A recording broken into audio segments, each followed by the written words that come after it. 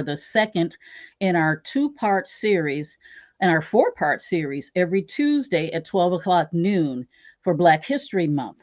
Today we have a very special topic, researching family land to identify ancestors. This is going to be fabulous. So get out whatever your device are for taking notes, with your camera, notepad. But don't worry about trying to capture every detail because we will offer a link for you to download to get some very specific slides. We really want you to sit back and enjoy it. We want you to ask questions. This is a participatory program, so you have the opportunity to write your questions and comments, and they will be added and responded to at a later time in the program. So please make sure you ask questions. We also want to know where are you from? Where are you participating from? Post in the comments your city, your state. We're just so glad to have you here. Again, this is a Michigan program, but the information that we are sharing today can apply to anybody in the world. So we appreciate having you today. Joining me today will be my co-host, Dr. Mary Clark. Dr. Clark is one of our wonderful volunteers at AARP. So Dr. Clark, please come on and we will get rolling with the program. But again, I just want to remind people this is a participatory process, so please add your comments in the section. And I just want to share a little bit about Mary. She just does such wonderful work with AARP across the country as a volunteer. Volunteerism is something that is very important to AARP. We have volunteers in every state, and those volunteers help us to deliver programs like this, in-person programs. Mary actually works with our staff to help us cultivate volunteerism and a whole host of other things. So if you're interested in volunteering with AARP, this is an example of one of the wonderful opportunities that happens with volunteering at AARP. Mary, welcome aboard. I am going to step aside and let you roll with the program. Thank you, Brenda. Thank you so much. And I am honored to be here today for our second in our four-part series for honoring Black History Month and through the lens of genealogy. It's a pleasure to be here amongst all the people that have joined us today. And one of the things that I'm most excited about is the topic today. I will introduce our guest speaker, who is a genealogy superstar in my eyes and a genealogy expert to many. Bernice Alexander Bennett is a genealogist, an author, a producer, and host of a popular Ancestors Footprint blog radio show. Her guests include nationally recognized historians, genealogists, book authors, and family researchers. She is a recipient of the first Ida B. Wells Service Award from the Sons and Daughters of the U.S. Middle Passages for her dedication to telling stories about enslaved and indentured ancestors of African descent. A New Orleans native, her research interests focus on tracing family lineage and history throughout Southeast Louisiana, as well as Edgefield and Greenwood, South Carolina. As a nationally recognized speaker, Bernice is a frequent presenter at national conferences such as the National Genealogical Society, Roots Tech, Afro-American Historical Genealogy Society, the International Black Genealogy Summit, California Genealogy Jamboree, just to name a few. Before becoming a full-time genealogist, Bernice enjoyed a 35-year career as a domestic and international in international public health. She received her undergraduate degree from Grambling State University and her graduate degree from the University of Michigan School of Public Health. It is my honor to introduce my genealogy mentor, Bernice Alexander Bennett. Bernice? Hello. Hi, Mary, and hello to everyone else. Great to be here with you. And I know you have a full slideshow to present, so I'll let you take it away. Thank you very much. Okay, everyone.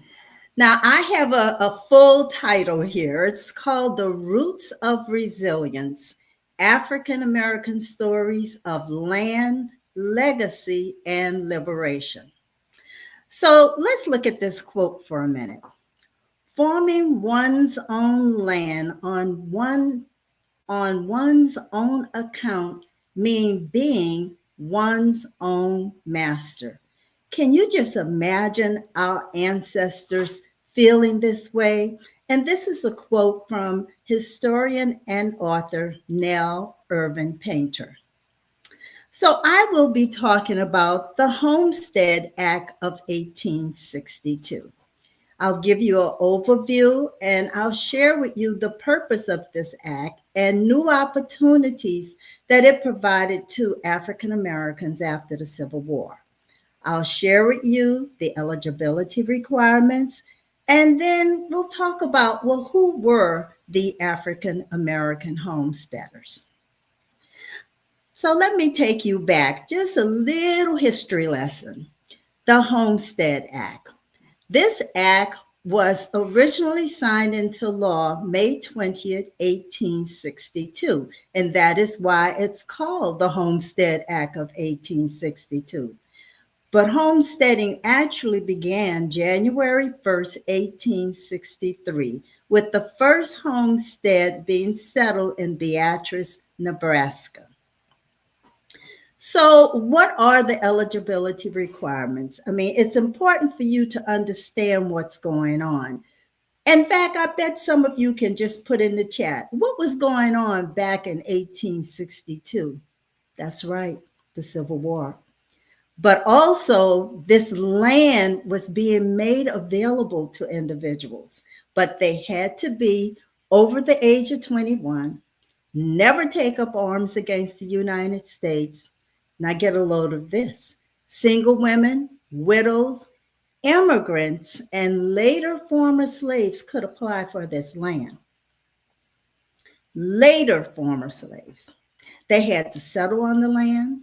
They had to file an application and pay a small filing fee. They had to cultivate, improve, and live on this land for a minimum of 5 years. They had to bring witnesses and post their intentions in the newspaper, and then go back after that 5-year period, file a deed of title, and pay another small fee. And they could get up to 160 acres of land. That's a lot of land, 160 acres of land. So take a look at this poster. Now, this poster commemorated the 150th anniversary of the Homestead Act. And if you look really closely in the middle, you see an African American family. And this poster says, free land, millions of acres of land. So it's really the American dream. And you see American dream in this poster. So what did that mean to African Americans? Well, the American dream meant getting an education, having the right to vote, working for wages, religious freedom, safety, and land and home ownership. That was part of the American dream. So let's talk about, well, where is this public land available? If you look at this map, you'll see brown. The brown states are the states where this public land is available.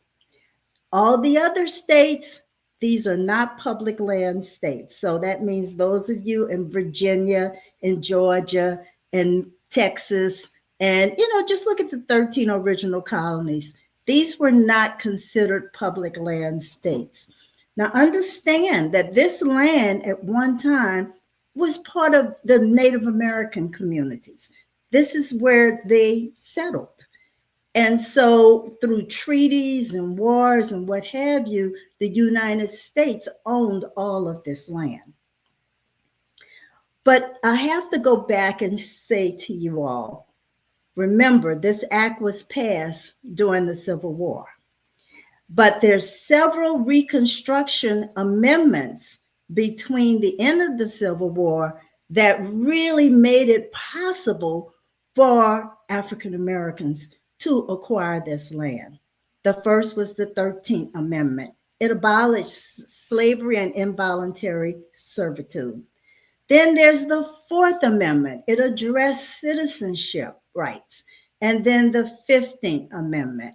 It addressed the whole issue of voter registration. Now, between the end of the Civil War, we also had other things happening because now freedom had arrived. And so a Bureau of Refugees, Freedmen, and Abandoned Lands was created. And this Freedmen Bureau was created to help formerly enslaved people move on, to get a living, to have a life. And what that life meant for some was that they would be signing labor contracts. And I'll say a little bit more about that. So that was 1865. I'm giving you a little timeline. Another act was passed in 1866 called the Southern Homestead Act. Now, remember, I said that the Homestead Act of 1862, individuals could get up to 160 acres of land. But the Homestead Act of 1866, they could get up to 80 acres of land. And it was in the states of Louisiana, Mississippi, Arkansas, Florida, and Alabama. So, when you start thinking about, well, where was that land? And the big cry was to go west, but you also had land available in several other places. And that is why I want you all to see that the southern states were eligible for this land. However, the Southern Homestead Act was poorly administered, and it was repealed in 1876. It did not mean, however, that these southern states were no longer eligible. Yes, they were definitely eligible. So let me go back to what I shared with you before, and that was the Freedmen Bureau. Now, this is a labor contract because you want to know, well, where did people go after they were no longer enslaved? They were no longer on plantations, but they did have to have a place to stay, a place to eat, and what have you. And they signed labor contracts. And this is a labor contract of one of my ancestors that I'll say a little bit more about. You also had sharecropping. Now, sharecropping was not land ownership. It was a form of what we call tenant farming, in which the landowner furnished all the capital and most other inputs, and the tenants contributed their labor. And so, depending on the arrangements of the landowner, they may have provided food, clothing, medical expenses, and what have you. Some people may say this was slavery by another name. However, this is really not what we would consider land ownership. So now I'm going to transition you all to something called the Black Homesteaders Project. Now, the Black Homesteaders Project was a project that was spearheaded by the University of Nebraska-Lincoln Center for the Great Plains. And they began to collect information about 6 Black homesteading communities in the Great Plains: Kansas, New Mexico, Nebraska, Wyoming, Colorado, and South Dakota. Now, the reason I'm telling you about this is because the National Homestead Historical Park had these stories. These stories, once the Great Center for the Great Plains did the research, they provided the stories to the National Homestead Historical Park. But I want to take you all kind of on a journey of understanding. What did it take to become a homesteader? Well, it did take money. Now, not a lot of money, but they did need farm tools. I mean, if you're going to get 160 acres of land, you can have to have farm tools, seeds, livestock. You need transportation, and you need money for the filing fee. And I'm not talking about $500 filing fee. I'm talking about a small filing fee. But to the people back in the day, that was a lot of money. You also needed other resources. Your knowledge of agriculture, your knowledge of animal husbandry and carpentry and blacksmith. All of these skills were absolutely needed to make this homestead the form that you wanted it to become. You also needed community support. And that community support involved getting witnesses. You know, last week when you heard Dr. Shelley Murphy talk about the fan club, well, some of those witnesses are the fan club. So let me just take you further. Your goal was to obtain a land patent. Now, the patents are the legal documents that are transferred land from the ownership of the United States to an individual. This is what we needed to happen. So, how did that happen? And by the way, this is what a land patent looked like. This is a land patent for my great great grandfather, Peter Clark. Yes, I am a descendant of a homesteader. So, how do you know you are a descendant of a homesteader? Well, I'm going to help you figure this out. First of all, some of you may have had an account or may have an account with Ancestry, and you have been searching your ancestor, and you'll find something that says, hey, land ownership. And you see this document and it looks like a patent. Others, let me take you through a simple process. To go to the Bureau of Land Management Patents and start the research process. Now, you may have heard that your ancestor owned land. You may have visited the land, but you don't know how they acquired it. So I'm taking you through this process because when you click this page, I can show you, here is Louisiana, which is where my ancestor is from. He lived in the county of Livingston, and here is his name, Peter Clark. Okay, what happens now? Is it magic? Yes. Because now I see that Peter Clark did acquire land April 8, 1896 in Livingston Parish. But if I click this little button right here, this is what's going to come up. That's right. Peter Clark, he went to the land office in New Orleans. The authority, did I say he was a homesteader? Here it is. Homestead Authority, Homestead Entry Origin, May 20th, 1862.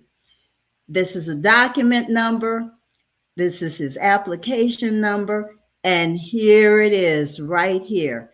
He acquired 159.33 acres of land. Now, you also have an opportunity to see who may be connecting to that person. And these are just other people in the community. Their land may be close to your ancestors' land, but you also want to look at related documents. And then the patent comes up. Yes, you will see the patent on the Bureau of Land Management's website. It's not the patent that I originally showed you, which is the original patent that he received, but this is also the patent. Peter Clark, it gives me the location of the land, the number of acres, the President of the United States right here, and it was the 8th of April, 1896. And this is my great-grandfather, Peter Clark, and this is his son, Moses. By the way, Peter Clark was born enslaved in 1855. And he is the person that's on that labor contract with his mother and his siblings. So then let's go and look at the census, Because if you're not going to look at the census, you may not know. The census may be your beginning place. Here he is, Peter Clark. He's listed as a farmer, and here's that zero, owner of the land. And this is the 1900 census. And he acquired his land in much earlier, 1896. So 4 years later, he's showing up as an owner. So when you're doing your research, you're looking at so many different types of documents, but you want to tell the full story. You want to look at census records, marriage records. This is a plat map. Here's the Freedmen Bureau. This is a tract book. This is his marriage record right here. And even newspaper articles. Everything that you can pull together to tell the story about your ancestor. But there's one thing I want you to understand.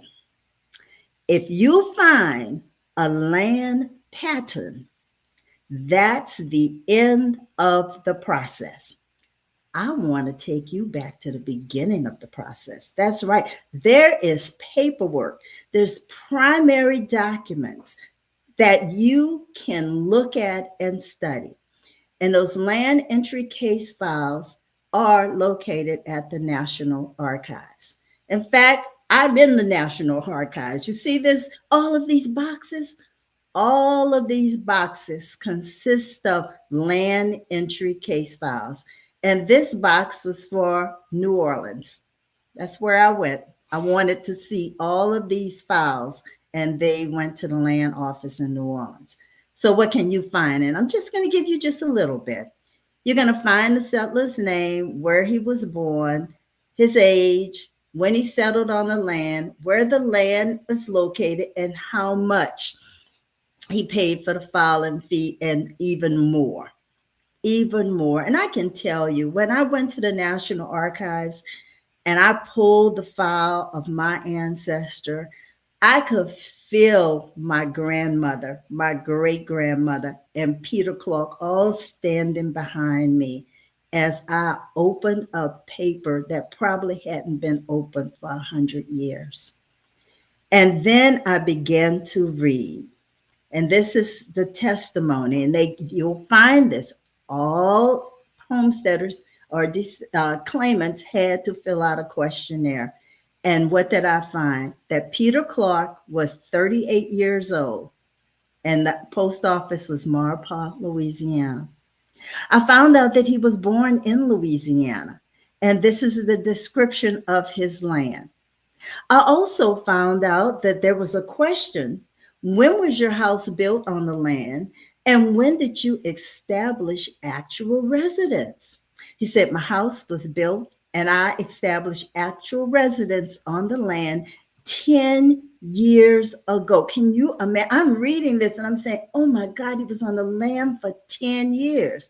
And he said, I have a dwelling, I have an outhouse, I cleared 5 acres and fenced it, and the total price was $105. Now, you may find when you go into your land entry case file, you may find even more details. Some you'll find I planted fruit trees and I had a corn crib. I mean, they go into great detail, which is wonderful.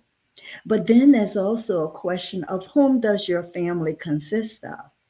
And he put of my wife and 4 children. And so some people I've seen, well, they want to know, well, who are those 4 children and what else is going on? But this is where you as researchers will start studying this and making sense out of what you're finding. But you also find that there's a newspaper clipping. Now, this newspaper posting is required. They had to notify the community that they were almost ready to settle on that land. And because of this, it was put in the newspaper for 6 weeks. That means that if anyone was ready to contest this, it's there, it's in the newspaper. And they name the witnesses. Here's Marshall Douglas, Charles Baptiste, Henry Tinkshell, Alfred Robinson. That's the fan club, folks. Those are the people that you want to know more about. I know who Marshall Douglas is because, of course, I researched him. He was a former member of the United States Colored Troops. I know that Charles Baptiste, Henry Tinchell, and Alfred Robertson were all African Americans. That's right.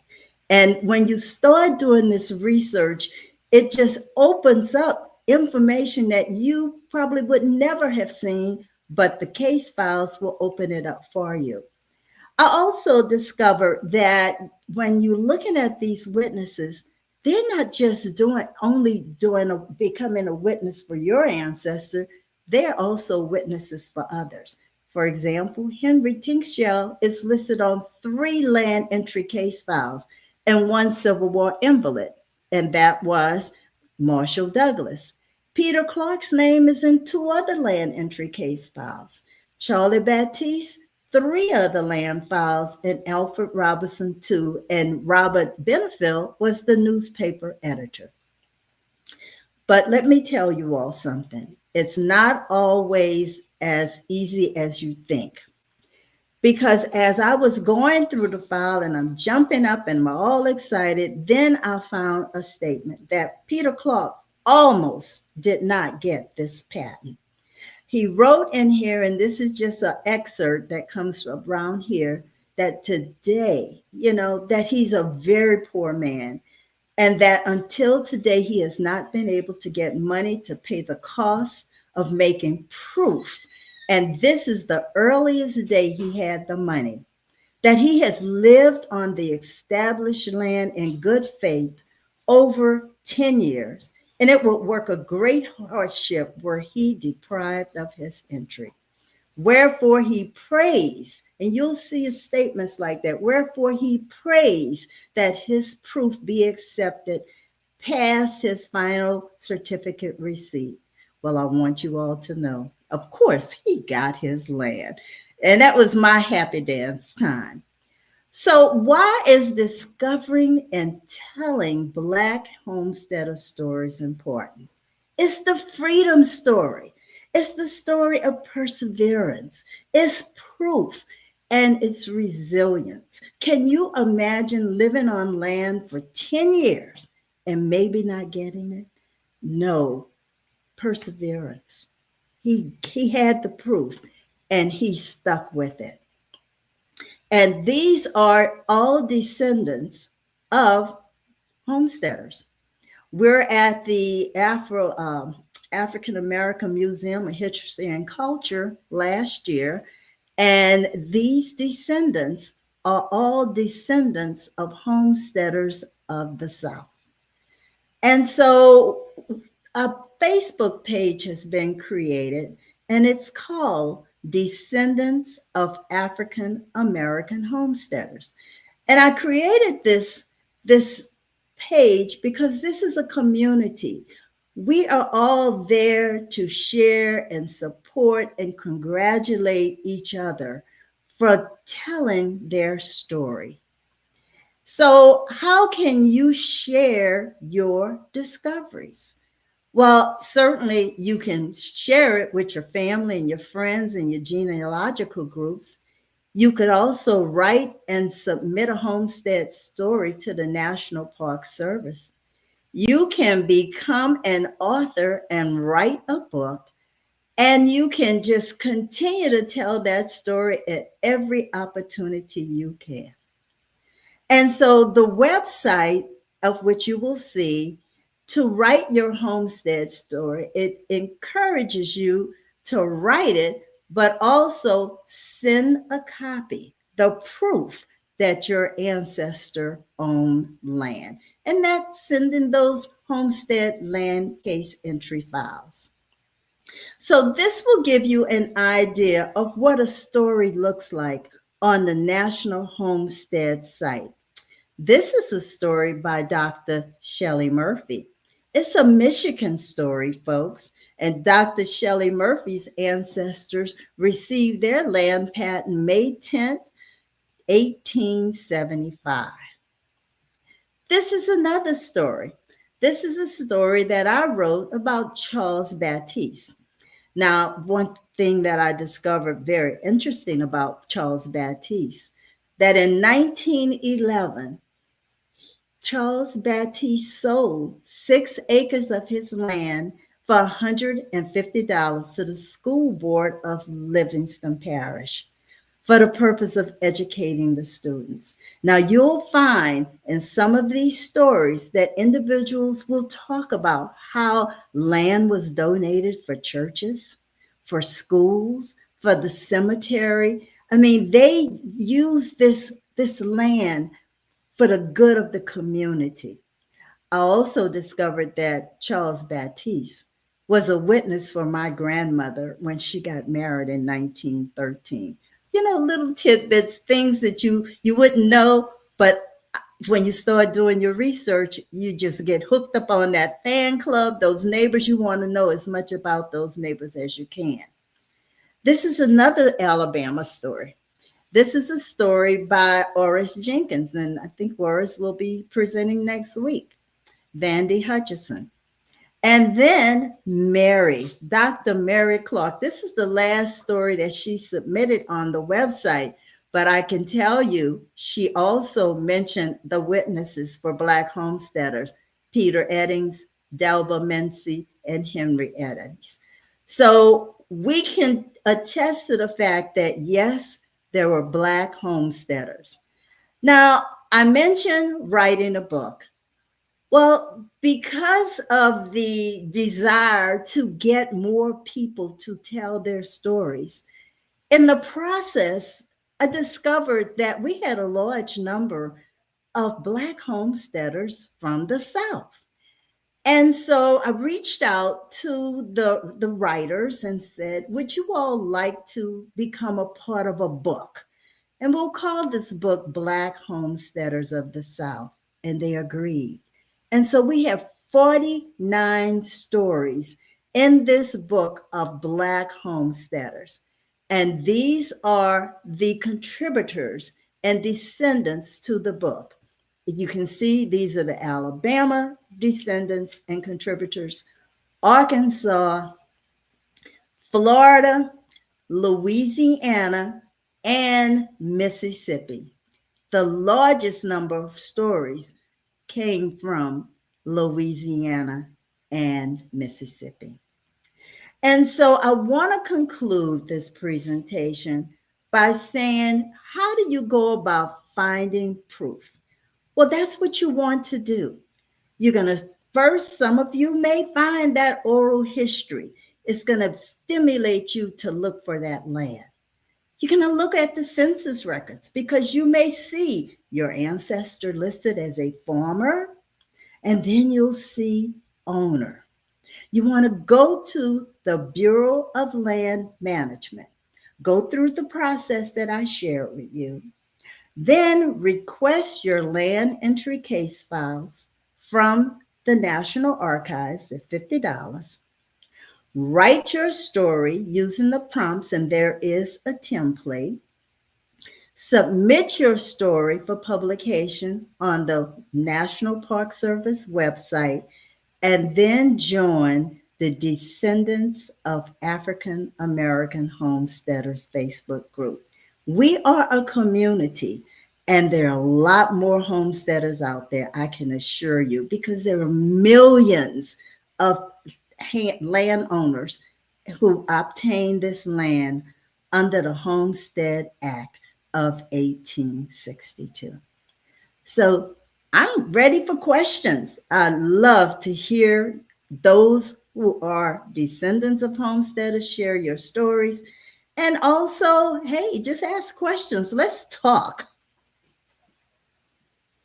Well, thank you so much, Bernice. And I know that people are formulating questions now because I see the interaction in the chat, and I know that people are thinking, has anybody, any of my elders or anyone that I know in my family mentioned land?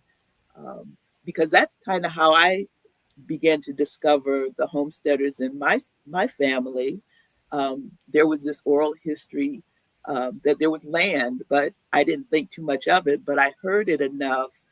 And when I met you, that's when I began to think, okay, well, maybe I need to go through this process and figure out if this land, if we were sharecroppers or where this land came from. And so I just want to encourage our audience to think about, have you heard any oral history stories about land ownership? That's the starting point, that little morsel. And that's where it started for me. So I'm going to ask this first question. It has a couple of different parts. So I'll ask, how did the 1876 repeal of the Southern Homestead Act affect the original Homestead Act of 1862? It actually did not have any impact. It just opened the door for more people in the South to go and get that land. And I saw a number of newspaper articles encouraging folks to get the land in the South. I think it served more as a point of education because people really were not that much aware of the Homestead Act. But when you start taking something back, people want to know, wait a minute, I want this land. Also, I think people started paying more attention to what was happening with the neighbors, the white neighbors. They were getting that land. So they realized, wait, this repeal of that particular act did not stop anybody from getting land. In fact, remember, it was 80 acres and we're talking 160 acres. So it made it even more exciting and enticing for people to see, well, maybe I should get this land too. And Well, you kind of answered that second part of that question. So, Brenda, I'll let you take the next question. I want to share that this was just wonderful, and the comments are steady coming in the chat of people being appreciative of all of the information that you had to offer. I mean, from coast to coast. So one question has come up, and might just want to reinforce: how does somebody begin the process? You can start with yourself and start talking to family members. Did we have any land? Do we have any land? How did we get that land? I mean, just start with a whole bunch of questions and then begin your research process. If you don't see anything in the census that implies that your ancestors own land, then you may just have to say, well, I know we used to visit the family farm. If we visited the family farm and I can't find anything at the courthouse that says they had a deed, maybe I should go and check the Bureau of Land Management. And if I check the Bureau of Land Management and I see my ancestors' name on there, well, they were homesteaders. And so you have to, take yourself through this whole analysis process of asking the question. And you may have to ask several people and to find out if in fact your family owned land under the Homestead Act. I want to just also say one other thing, Brenda, is that there are 30 states. It's not the South, just the South. I want to see people search for your land in Michigan, search for your land in Illinois, search for your land in Ohio and Missouri and New Mexico and Oklahoma and California. Go out there and search for that land. Wonderful. I wanted to let you know that you just gave me a great visual. I could honestly see my family's property, the farm, and the mule when you were explaining that. So thank you. Mary, you got another question? Yes. Were women able to be homesteaders? Absolutely. Single women head of households were definitely able to apply for this land, as well as you would find that sometimes a couple would apply and then the husband would pass away. Well, she could continue the process. And so, yes, absolutely. Women head of households could definitely apply for this land. We have a person who said they were able to find that their family owned land, but have not been able to clarify how they acquired the land. Any suggestions? First of all, you could check the local land office, in the courthouse to see how did they get that land. But you can also, and it depends on when they got that land, go back and check the Bureau of Land Management. I want to keep taking you back to the Bureau of Land Management.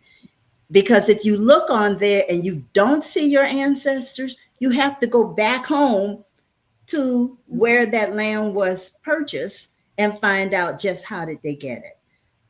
Okay. That answers your question. Either they got it through the federal government or they purchased it another way. I also want you all to understand that some people could just purchase this land outright at $1.25 an acre. They're cash entry homestead land papers. So you want to just look and study and determine if they were indeed a homesteader, did they pay for it? Or did they do what most people were supposed to do? And that's live on the land, cultivate the land, and then complete all the necessary documentation that they needed to obtain that land pattern. Okay. An extended part of that is there are a few questions about the land office.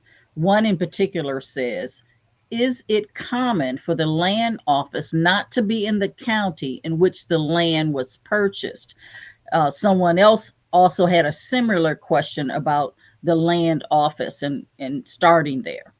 Yes, it is common because they're going to put that land office in a place that's accessible to several different regions.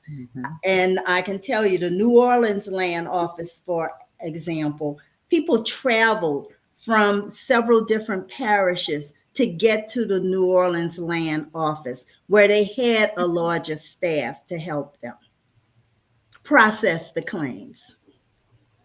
Good question and good answer. Thank you. This is from Cynthia. My family is from East Texas, and I was told that we have land. How would I find out? Okay, once again, first of all, the land in Texas was not homestead land.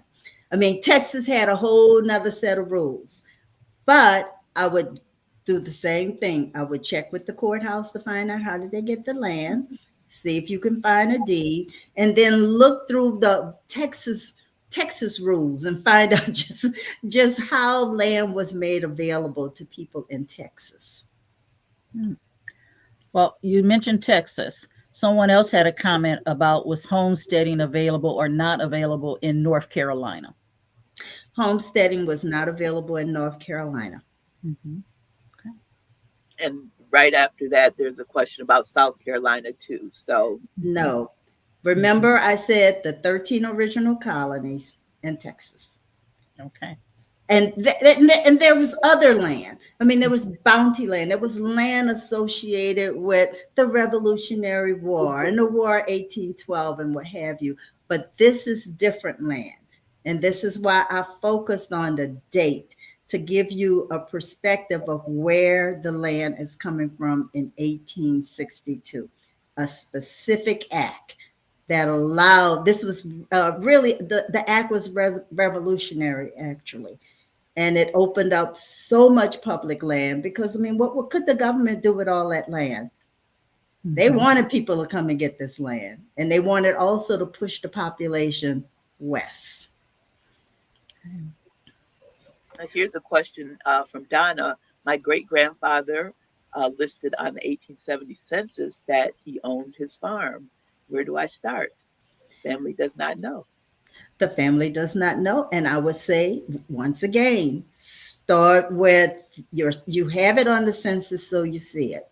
Where is he in 1880? Does he still own the land? Also, again, go to the Bureau of Land Management. I know I'm going to sound like a broken record, but I'd like you really to do that research. If you find that he didn't own the land, but he was listed as a farmer, he could have been a sharecropper and called himself a farmer. And that's where you have to then look, is anything in the newspaper about my ancestor in the land? What about the agriculture census? Can I find anything about that? Just do your research. I have an ancestor that was also listed in 1870 as a farmer. And as I continued to do research, I found a court case in 1882 where after he passed away, someone else wanted to claim the land, but his children pushed. They went to court anyway, they got the land, but we don't know how he got it. The courthouse burned, so I don't have records, but I do have that court case. And that court case proved to me that yes, he did own land because somebody tried to get it after he passed away. So you have to sometimes recognize that papers do burn, courthouses do burn, but you have to go and look in different directions. And I found the stuff in the newspaper and I found the court case.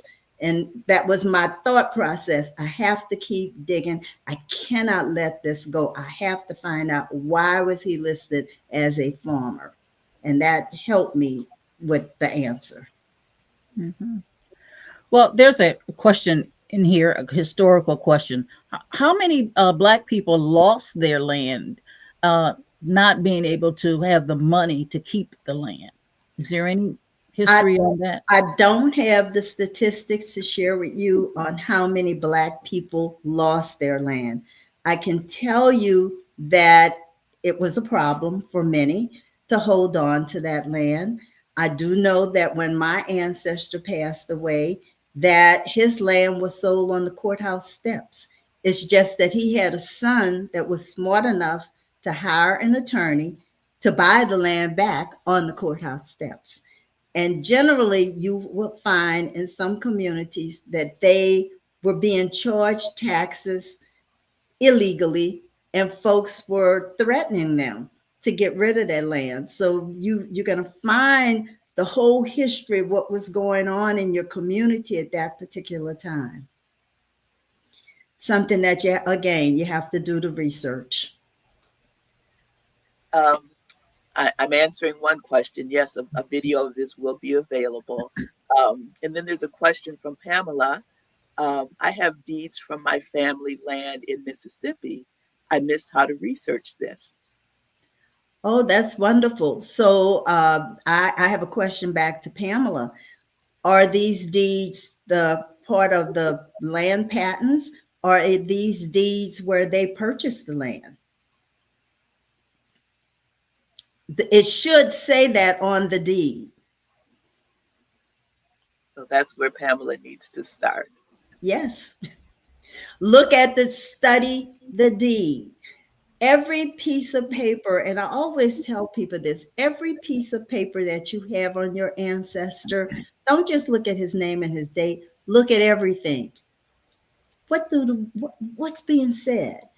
And understand just what's happening, because that deed may show that they purchased their land. Okay. We have a question here from Alicia Cohen. How was the land available at the time? Was this land part of land that Indians were removed from? That's a specific question. Yes. Yes, this is land that was acquired through wars, treaties, and what have you. But it was land that became a part of the United States. Yes. Okay. Well, this has been absolutely wonderful. I think we've answered most of the questions in the chat, but we have one from a Detroit volunteer, Donna Karen Wiles. She wants to know if you are related to the scholar and author Lerone Bennett, and I'm sure you get this question a lot. No, I'm not. Mr. Bennett may be. Okay, all right.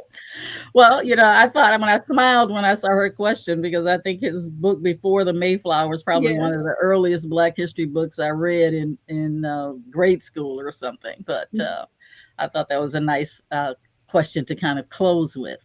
And I just want to share that we have just really appreciated our time with you. Do you have any closing comments and that you would like to share with us? The closing comment that I would definitely like to say is please follow up. Please just take that look. It's so easy to go to the Bureau of Land Management, but it's also important that you tell your story. If you find that your ancestors own land, tell it, share it. That's how you keep your ancestor alive. Tell your story. Dr. Clark, do you have some remarks or questions that you've had pending yourself? If you've watched her many times, but I know, as I've heard you say, you learn something new every time. Every time. And I think one of the things I'd like Bernice to just share is the groundswell of ancestors that we discovered once she published that book. Uh, how did that open the floodgates of people wanting to know more about their ancestors and if they had homesteaders in their family? You know, I just felt so excited for everyone because they no longer question, what do you mean? Did my ancestor own land under the Homestead Act?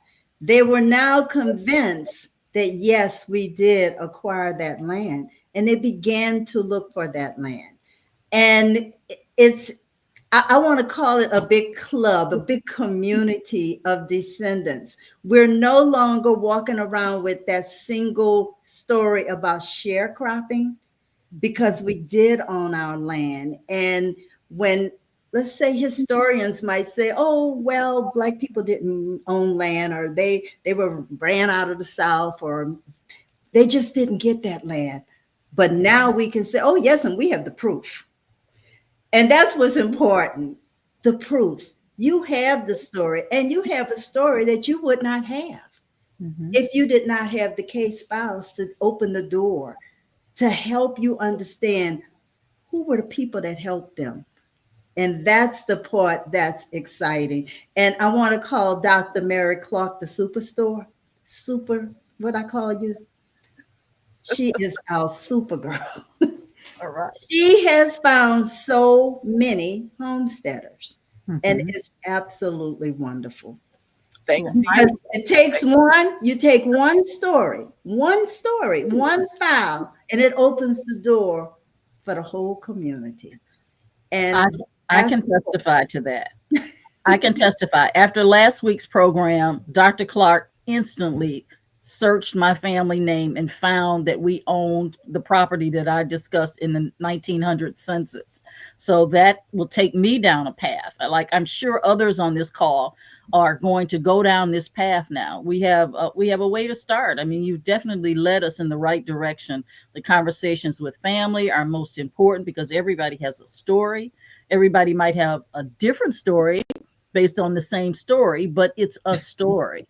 And so I think that you've definitely provided us all the tools in the toolkit to be able to get on our journey and on this road.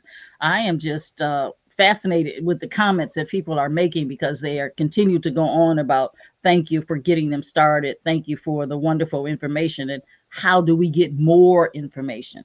And this is a lot to contain because if you're watching, you might not want to take notes. So please know that you can see this again. All you got to do is use the link that you used today, and you can hear this whole conversation again and again and again to help you get on your journey.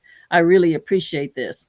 I also want to share that you're an author. You this is research. So talk to us about the motivation to keep researching. I think it's my ancestors want me to tell their stories. Mm-hmm. And because of that, I can't stop. I cannot stop, and nobody should stop. You are put in this position to have this desire to tell their stories. So do it, take it. It's been given to you. And you put up the 3 books. Our Ancestors, Our Stories was the first book that was written. And it's our story. And it's a group of us from Edgefield, South Carolina, and we told our story. My second book, Tracing Their Steps, I decided to write a book to show you all the process that I went through. And I'm just telling it all. I have court documents, I have newspaper articles. I decided I wanted people to understand what that was like. And then the Black Homesteaders of the South. That's the book that brings me so much joy, because I'm always excited to celebrate the descendants that contributed to this book. Not to mention, we have all the contributors to the stories on the National Homestead Historical Park site. I think when we started, there maybe with 3 or 4 pages. Now it's about 14 pages of stories. And whenever a new story is posted on that site, it's blasted all over Facebook to tell people to congratulate. And I'm telling you, it's important to congratulate the descendants, because they have taken that step to doing the research, to writing the story, and sharing that story with others. Wow. And I want to tell our audience that Dr. Bennett is on social media. You will get an email from us with the link to her social media account, her podcast, and her books. So don't sit back and say, how do I connect with her? We're going to send that to you as soon as this session is over. You will be able to reach her, hear her again and again and again. Dr. Clark? Thank you, Bernice, for your generosity in providing all of this information, as you have done for so many of us in the genealogy community. I know AARP is grateful not only to have you and the others, but just the wealth of knowledge that you have provided us during this Black History season series is amazing. So thank you so much. And thank you for inviting me. Yes, I want to thank you for being here. You know, having you as a resource is what AARP likes to provide to our community, not only to older adults that we are our target audience, but families, entire families, the entire community. We want to be a resource for you. So this is one example of that. And for more resource information from AARP, just go to aarp.org if you're a caregiver and you need resource information. If you're interested in fraud prevention, go to aarp.org. We are your resource shop, one stop shop at aarp.org. So we thank you for adding to our virtual experience with our audiences, because this has been wonderful. Thank you very much for your presentation and your time and your answering all of these questions. People are still asking about how to get information, and information will be readily available to the audience after the presentation. And you can see it again just by clicking the same link that you clicked to begin with. But thank you. Thank you very much. Thank you, Dr. Bennett. Thank you, Dr. Clark, Thank you. for And join us bringing her next to week. us. Next week, join us again, same time. We will be here at noon with another presentation. I think you will enjoy that. You can register for it to get online with us. We appreciate your viewing. Thank you. Thank you very much. Have a good rest of the week. Bye bye. Bye.